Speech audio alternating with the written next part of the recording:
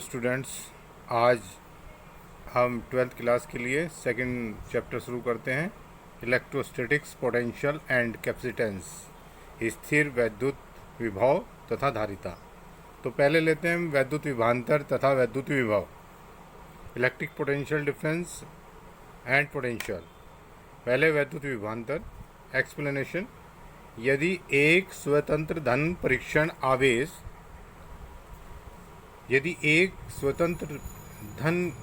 परीक्षण आवेश Q0 को वैद्युत क्षेत्र में रख दें तो आवेश पर वैद्युत क्षेत्र की दिशा में बल F = Q0 E कार्य करता है। यदि परीक्षण आवेश को वैद्युत क्षेत्र के विपरीत दिशा में ले जाया जाए तो वैद्युत बल के विरुद्ध कार्य करना पड़ेगा। इसको समझ लेते हैं पहले हम। जैसे ये आवेश है और इससे हमने r दूरी पर एक Q0 आवेश रख दिया और वैद्युत क्षेत्र की दिशा है E Q से Q0 की ओर, तो बल भी इधर ही लगेगा। ठीक है।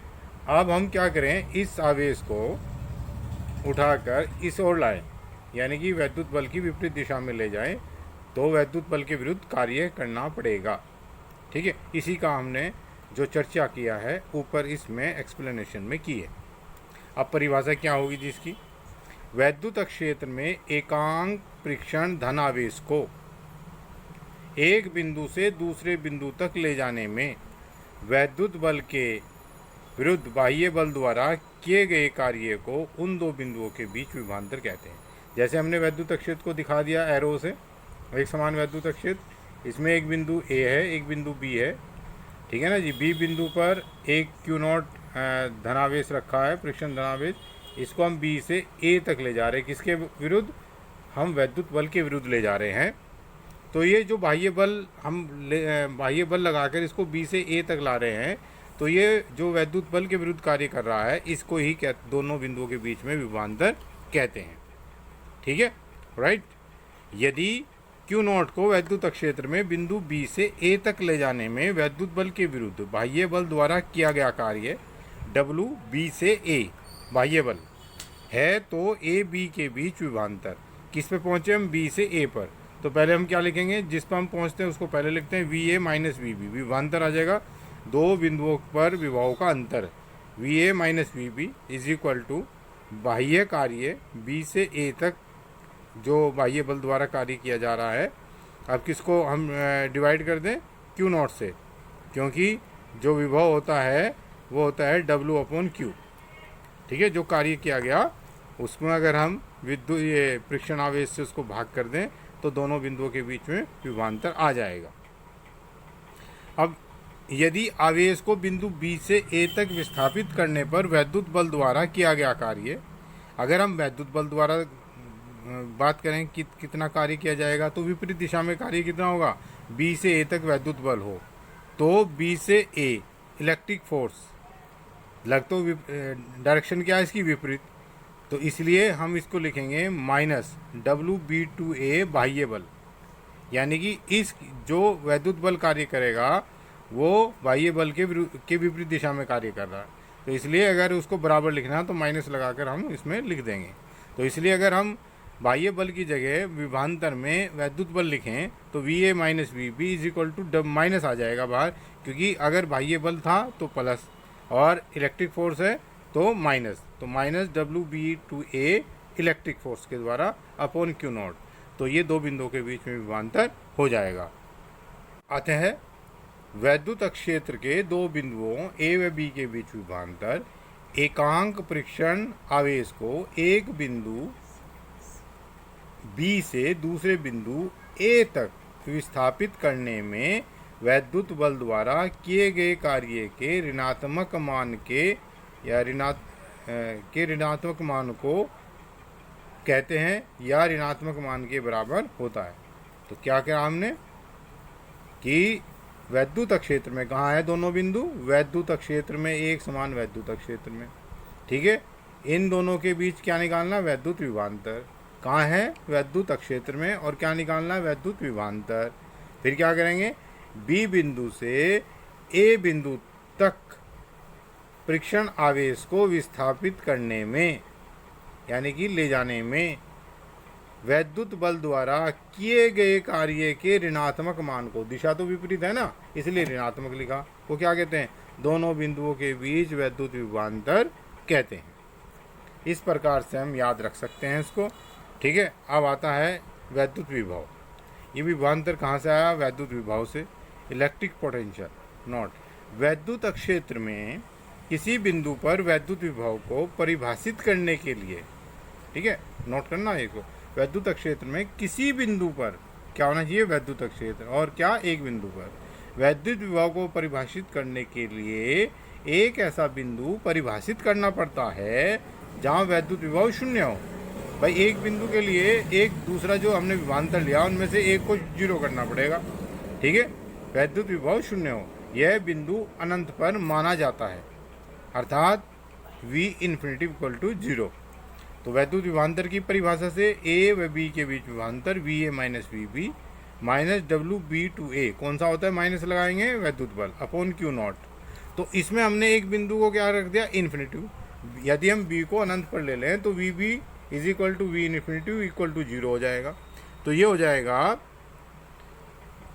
वी ए माइनस 0, यानी कि वी बी की जगह क्या रख देंगे 0 माइनस डब्ल्यू इन्फिनिटी टू ए। अब जहाँ बी है वहाँ इन्फिनिटी आ जाएगा, कहाँ तक आ रहे हैं, ए तक। और कौन सा बल है, ये वैद्युत बल अपॉन क्यू नॉट। और अगर बाह्य बल रखेंगे तो फिर यहाँ माइनस खत्म हो जाएगा, तो डब्ल्यू इन्फिनिटी टू ए बाह्य बल अपॉन क्यू नॉट। तो वी ए कितना हो गया, minus W infinity to A upon Q naught, ये वैद्युत बल के लिए, और W infinity to A upon Q naught ये बाह्य बल के लिए।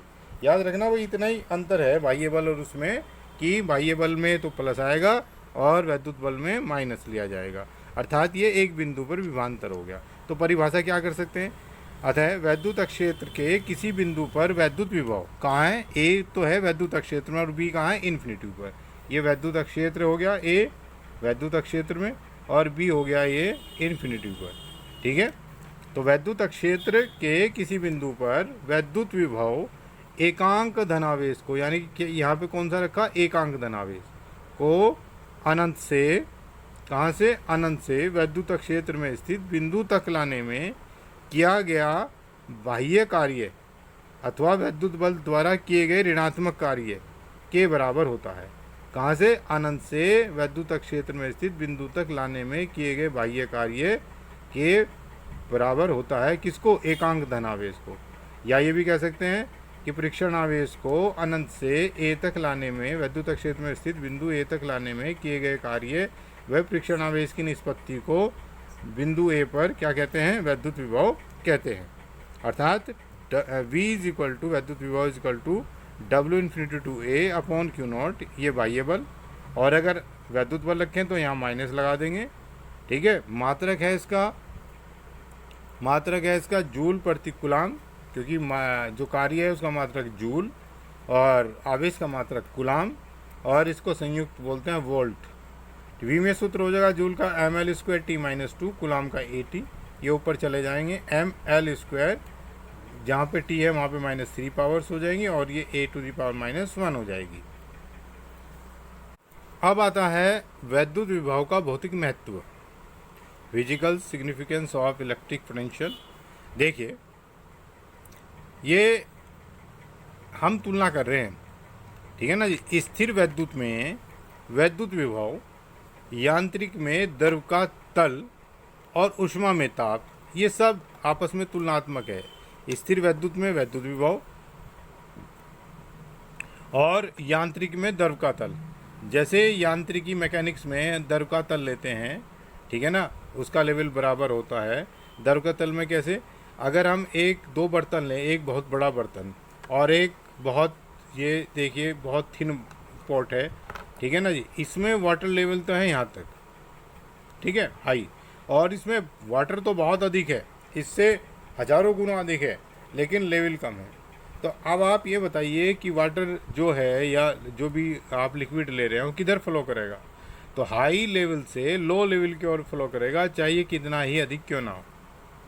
ठीक है, इसी प्रकार अगर हम दो वस्तुएं लें, एक हाई टेम्परेचर और एक लो टेम्परेचर, दोनों को आपस में जोड़कर रख दें, तो लो टेम्परेचर की अगर बहुत बड़ी वस्तु है, हाई टेम्परेचर की बहुत छोटी वस्तु है, तब भी हाई टेम्परेचर से जो ऊष्मा या ऊष्मा का जो फ्लो होगा वो लो टेम्परेचर की ओर होगा। इसी प्रकार से यदि हम दो आवेशित वस्तु को आपस में जोड़ दें तो हाई पोटेंशियल यानी कि उच्च विभव की वस्तु से जो आवेश का, धन आवेश का चालन होगा, प्रवाह होगा, वो लो पोटेंशियल यानी कम विभव वाली वस्तु की ओर होगा। ठीक है। वैद्युत विभव वह भौतिक राशि है जो आवेश की प्रवाह की दर तथा दिशा निर्धारित करती है, यानी कि कितना आवेश प्रति सेकंड जाएगा और कौन सी दिशा में जाएगा, ठीक है, यह निर्धारित करती है। कब तक जाएगा? जब तक कि दोनों का जो पोटेंशियल है वो इक्वल न हो जाए, तब तक ये फ्लो होता रहेगा। अब एक आर्टिकल ले लेते हैं इसका, ठीक है, बहुत इंपॉर्टेंट आर्टिकल है। बिंदु आवेश के कारण वैद्युत विभव, electric potential due to a point charge. देखिए हमने इसके लिए क्या किया, बहुत अच्छा है, अगर आप समझेंगे तो बिल्कुल 101% समझ में आएगा, और तरीका भी बताएंगे। हमने एक प्लस क्यू आवेश ले लिया। क्यों लिया? क्योंकि यही तो वैद्युत क्षेत्र उत्पन्न करेगा, इसके चारों ओर का क्षेत्र वैद्युत क्षेत्र हो जाएगा। ठीक है जी। हमें बिंदु P दिया है जिस पर हमें वैद्युत विभव ज्ञात करना है। इसकी जो बिंदु P की दूरी O से है R। हमने इस आर्टिकल करने के लिए दो बिंदु डिसाइड किए, क्योंकि अनंत हमें कहाँ है उससे तो हम आ नहीं सकते, इसलिए x दूरी पर हमने एक बिंदु A लिया और उससे P की ओर dx स्मॉल लाइक टू 0, ठीक है ना, दूरी पर हमने बिंदु B लिया। ठीक है, हमने इसको लिख लेते हैं कैसे कि माना Q आवेश K पैराविद्युतांक के माध्यम में बिंदु O पर रखा है। कौन रखा है? प्लस Q आवेश कहाँ रखा है? बिंदु O पर। कौन से माध्यम में? K पैराविद्युतांक के माध्यम में। ये थ्योरी है। O से R दूरी पर बिंदु P है जिस पर वैद्युत विभव ज्ञात करना है। सारा लिख दिया है अकॉर्डिंग टू ये जो हमने फिगर बनाई है। माना O से X दूरी पर बिंदु A, ये भी लिख दिया। ठीक है। A पर परीक्षण धनावेश Q0 रखा है। Q व Q0 के बीच कार्यरत वैद्युत बल, दोनों के बीच वैद्युत बल लगेगा। क्या लगेगा? 1/4πε0 के Q0 अपॉन x स्क्वायर। ठीक है, ये वैद्युत बल आ गया। अब क्या करेंगे? Q0 को A से B तक अत्यंत सूक्ष्म दूरी dx लाइक टू 0 विस्थापित करने में वैद्युत बल के विरुद्ध बाह्य बल द्वारा कृत कार्य। जैसे हमने पीछे बनाया, ये प्लस Q है, ये P है, और ये x दूरी पर बिंदु क्या है? ये R है। ये x दूरी पर बिंदु A है और ये B है, dx दूरी। तो हम यहाँ से A से उठाकर B तक ला रहे हैं इसको। ठीक है, तो ये वैद्युत बल के विरुद्ध कार्य कर रहे हैं। वैद्युत बल के विरुद्ध बाह्य बल द्वारा कृत कार्य W dW स्मॉल कार्य is equal to F minus dx, क्योंकि हम बाह्य बल इसके वैद्युत बल के विरुद्ध कर रहे हैं। ठीक है ना जी। और ये कौन सा बल है? वैद्युत बल है। तो वैद्युत बल में लिखेंगे तो माइनस आ जाता है। ठीक है ना जी।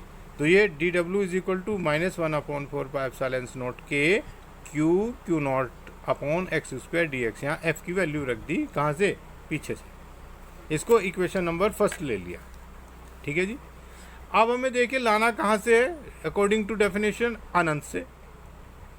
कौन बदल रहा है? दूरी तो बदल रही है। अनंत से R तक लाना है, यहाँ तक रुक जाना जब x R रह जाएगा। तो यहाँ पे लिमिट रख देंगे, x इन्फिनिटी से x R तक लाने में बाह्य बल द्वारा किया गया कार्य कितना आ जाएगा? W इन्फिनिटी टू P बाह्य बल।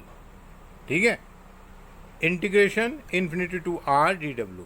किसका इंटीग्रेशन करना? हमें dW का। सारे जो R और इन्फिनिटी के बीच में छोटे छोटे कार्य सबको जोड़ देंगे। ठीक है ना जी। तो integration infinity to R value रख देंगे किसकी? dW की, इक्वेशन नंबर फर्स्ट से। ठीक है, देखिए यहाँ बाह्य निकाल लें, लेकिन रख रहे किस में? वैद्युत बल में, इसलिए माइनस है। 1/4πε0 के Q0 upon x square dx। देखिए जो कांस्टेंट है उसे बाहर ले लेते हैं, -1/4πε0 के Q0, और जिसके साथ dx, जिसके साथ d होता है उसको वेरिएबल माना जाता है। तो x के साथ dx है, इसलिए x वाली राशियाँ वेरिएबल मानकर अंदर रखी जाएंगी। तो इसको ये बच जाएगा integration infinity to R 1/x square dx। तो equal to -1/4πε0 k Q naught integration infinity to r, ये पावर ऊपर जाके -2 dx। और हम जानते हैं integration a to b x⁴n dx, अगर किसी x⁴n का हम इंटीग्रेशन करें तो पावर एक बढ़ जाती है, जो पावर होती है वो नीचे आ जाती है। और जो लिमिट्स हैं ये लोअर लिमिट्स, ये अपर लिमिट, लोअर लिमिट नीचे लिखते हैं, अपर लिमिट ऊपर लिखते हैं। फिर क्या करते हैं, इस x की जगह पहले अपर लिमिट लिखते हैं, जहाँ x है वहाँ पे b लिख देंगे और आ गया। फिर माइनस बीच में लगाते हैं, इसके बाद x के स्थान पर a लिखेंगे लोअर लिमिट, और ऐसे आ जाएगा। तो इसी प्रकार हमने क्या किया, x² x⁻−2 dx का देखिए पावर एक बढ़ाएंगे, बढ़ने का मतलब -1 + 1, तो जब -2 + 1, जब -2 में एक जोड़ेंगे तो -1 बच जाएगा। जो पावर ऊपर वही पावर नीचे, ये लिमिट लोअर लिमिट है तो नीचे, ये अपर लिमिट है तो ऊपर, ठीक है। तो फिर क्या होगा, ये माइनस बाहर कॉमन ले लीजिए, minus minus plus 1/4πε0 Q naught into 1/x, क्योंकि माइनस बाहर ले लिया, इन्फिनिटी टू r। अब ऊपर वाली अपर लिमिट पहले रखेंगे 1/r, x की जगह r, -1/∞, बाहर एज इट इज़। फिर बाहर एज इट इज़ ये सब कांस्टेंट, और 1/r और 1/∞ होता है 0। तो इसलिए क्या बच गया, w infinity a to p बाह्य, देखो पॉजिटिव आ गया 1/4πε0 ε0 k Q naught upon r। अतः बिंदु p पर विभव कितना हो गया, w infinity to p upon Q naught, तो पॉजिटिव रखेंगे 1/4πε0 q अपॉन r, और ये जो क्यू नॉट रखा है इस क्यू नॉट को काट देगा, इसलिए ये बच गया, ठीक है। वायु और निर्वात के लिए k बराबर 1 रख सकते हैं, तो v = या vp = p भी लिख सकते हैं 1/4πε0 q अपॉन r। यानी कि कहने का तात्पर्य है, यदि इस आवेश से बिंदु p पर r दूरी पर हम वैद्युत विभव ज्ञात करें तो सीधा लिख सकते हैं v = 1/4πε0 q अपॉन r। हाँ, एक चीज़, क्योंकि ये अदिश राशि होती है, अगर ये माइनस का तो माइनस का आएगा, प्लस का तो प्लस का आएगा। एक बार फिर इसको लर्न कर लेते हैं, थोड़ा सा कॉमन पॉइंट लेकर, कुछ इंपॉर्टेंट पॉइंट लेकर। तो कॉमन पॉइंट लेते हैं, देखिए ये अगर आप याद रखेंगे तो आपके याद हो जाएगा बिल्कुल 100%। पहले हमें एक फिगर बनानी है, प्लस क्यू यहाँ लेना है, r दूरी पर बिंदु p लेना है, और x दूरी पर बिंदु a लेना है, और इससे थोड़ा सा पहले b लेना है, बीच की दूरी dx कर देनी है, यहाँ पर आवेश क्यू नॉट रखना है। तो दोनों के बीच में पहले लिख लेना फोर्स कितना, 1/4πε0 k Q naught upon x², ठीक है। फिर हम दूसरा करेंगे, छोटा सा कार्य करेंगे, छोटी सी दूरी वैद्युत बल के विरुद्ध लाने में, -f dx, f की वैल्यू रख देंगे। फिर हम करेंगे इन्फिनिटिव, ये होल वर्क करेंगे कहाँ से, इन्फिनिटिव से r तक लाने में, dw, ठीक है ना जी। तो चौथा, हम जब इसका इंटीग्रेशन आ जाएगा, ये बाह्य कार्य है इन्फिनिटी से a तक, इन्फिनिटी से p तक लाने में, ठीक है ना जी। तो यहाँ से हमारे पास आ जाएगा 1/4πε0 q अपॉन r, ठीक है। ये सब करने के बाद ये आपको इंटीग्रेशन याद रखना पड़ेगा, यानी कि हम 4 पॉइंट में इसको याद रख सकते हैं। तो v आ जाएगा अब vp, w ये बाह्य बल के द्वारा है, अपॉन क्यू नॉट, ठीक है ना जी, ये आ गया। तो अपॉन क्यू नॉट, तो डिवाइड करेंगे तो 1/4πε0 q अपॉन r आ जाएगा। तो 5 पॉइंट में हमें क्या करना, पहले f लिखना है दोनों के बीच में, फिर dw निकालना है, फिर w निकालना है इन्फिनिटी टू r करके, फिर हमें यानी कि ये प्राप्त हो जाएगा। इसके बाद फिर हमें p लिख लेना है, w infinity to p upon Q naught. इसको हर पिक्चर को अपने दिमाग में बैठाएं और आंखें बंद करके सोचें, एक बार ध्यान लगाएं, तो ये अवश्य 100% आपको आर्टिकल याद हो जाएगा। तो डियर स्टूडेंट्स, आज हमने विभवांतर और विभव पढ़ा है। तो इसके बाद नेक्स्ट जो टॉपिक होगा नेक्स्ट वीडियो में लेंगे। Thank you.